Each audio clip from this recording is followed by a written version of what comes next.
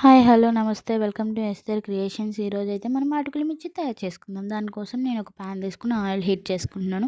ఈలోపు కొన్ని అటుకులు, పల్లీలు, కరివేపాకు, వెల్లుల్లి రెబ్బలు తీసుకున్నాను.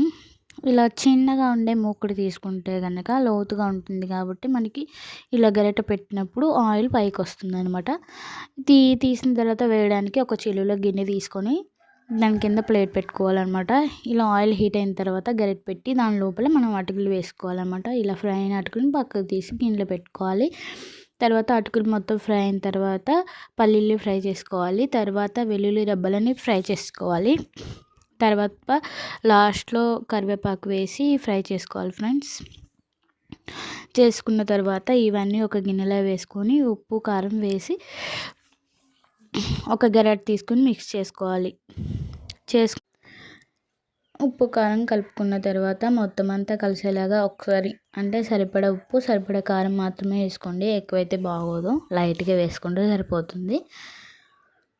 అలా ఒకసారి మొత్తం అంతా కలిపేసుకొని టైట్‌గా ఉన్న డబ్బాలో పెట్టుకోవాలి. గాలిపోకుండా ఉంటాయి, మెత్తబడకుండా ఉంటాయి. చిన్న పిల్లలకి, పెద్దవాళ్ళకి ఎవరికైనా స్నాక్స్ తినడానికి చాలా బాగున్నాయి. సూపర్ అంటే సూపర్ టేస్ట్‌గా ఉంది. నేనైతే జీడిపప్పు పలుకులు కూడా వేసుకున్నాను. సూపర్ ఉంది. Please like, share, subscribe. Bye bye.